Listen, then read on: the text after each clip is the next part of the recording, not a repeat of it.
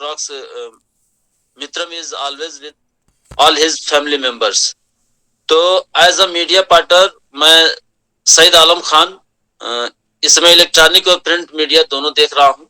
गोरखपुर हलचल के नाम से चैनल है और आगाज भारत न्यूज जिसको शॉर्ट में एबी न्यूज कहते हैं, ये मैं देख रहा हूँ। और प्रिंट मीडिया की अगर बात करें तो अमिट रेखा एक दैनिक अखबार है जो मैं यहाँ पे एज अ ब्यूरो काम कर रहा हूँ गोरखपुर से।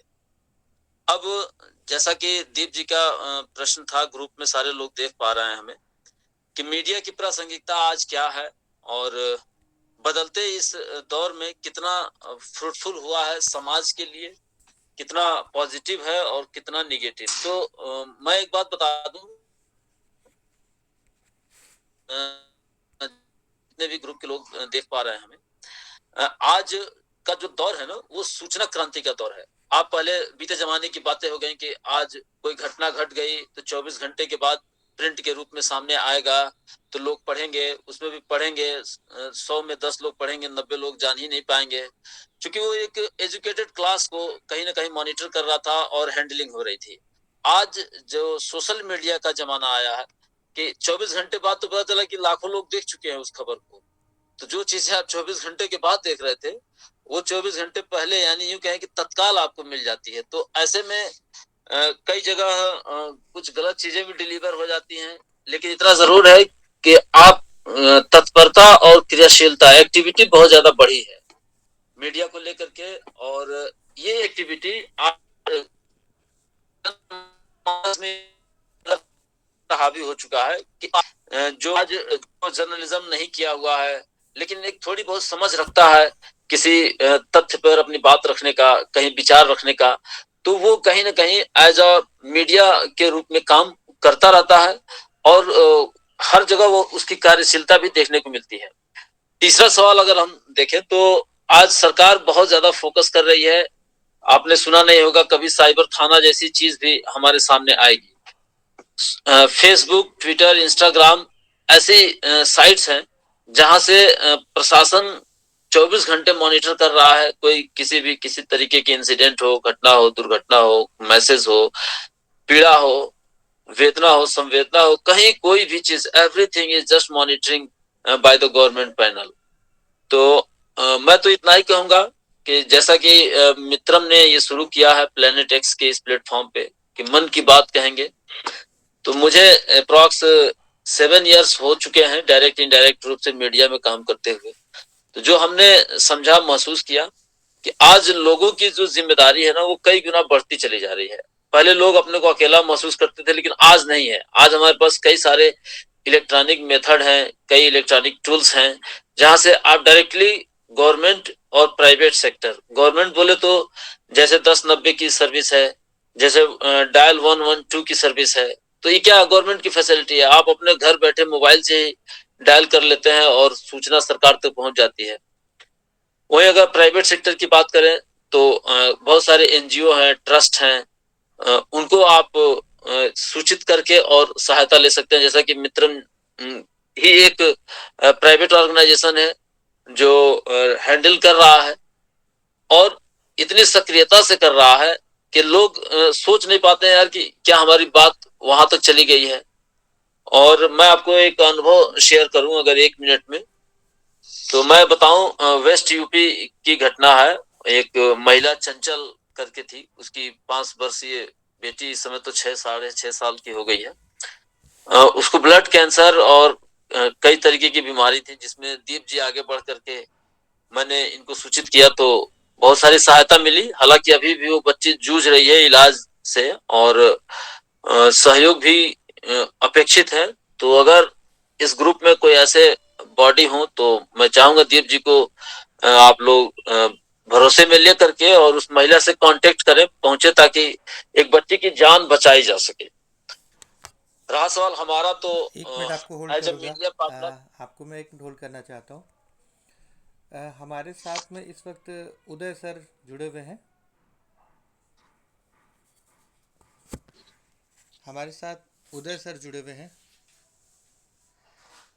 मैं रिक्वेस्ट करूंगा सर कि आप हमको इस फील्ड में गाइड करें, क्योंकि वो बच्ची जो है उसे कैंसर है, हम लोग चाहते हैं कि उसकी इन्फॉर्मेशन जो है वो महाराज जी तक पहुंचे। अगर हम उस बच्ची को महाराज जी तक मिलवा दें तो हमें लगता है कि काफ़ी समस्याएं दूर हो सकती हैं। तो मैं रिक्वेस्ट करूंगा कि आप अगर इसमें हमें मार्गदर्शन करें तो हम उस बच्ची को और उसकी माँ को बहुत कुछ हेल्प दिला सकते हैं। तो हम इसमें क्या कर सकते हैं, प्लीज़ आप हमें गाइड करें।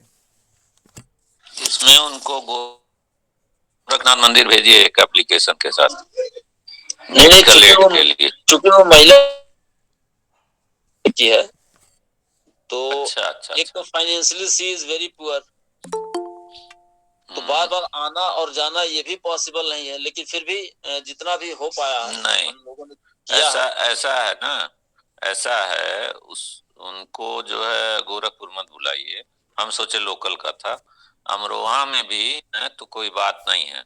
उनको हेल्प के लिए पोर्टल या किसी के थ्रू मुख्यमंत्री से जो सहायता राशि मिलती है मेडिकल की, वो इस समय दे रहे हैं, फट से मिलेगा, कोई दिक्कत नहीं आएगा। कोई दिक्कत आएगा तो एक नंबर में अमरोहा के सरकारी वकील है वहाँ डीजीसी, उनका मैं फोन कर देंगे, ठीक है। पहले तो अमरोहा में डीएम थे, एक परिचित थे, साल भर पहले ट्रांसफर हो गए।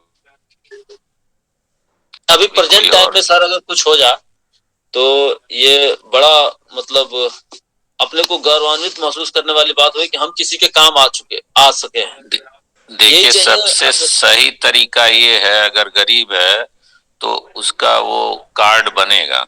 आप तो पत्रकार हैं, सिस्टम जानते हैं, तो कार्ड उसका बनेगा पहला चीज, ठीक है, उससे मिलेगा। दूसरा चीज, उसको धन के लिए मुख्यमंत्री के सिस्टम में जाना, वहां पे लोकल हम लगा देंगे, एक बंदे हैं अपने, वो डीजीसी हैं वहाँ, डीजीसी सिविल या क्रिमिनल हैं, तो उनको मैं बोल दूंगा अमरोहा में।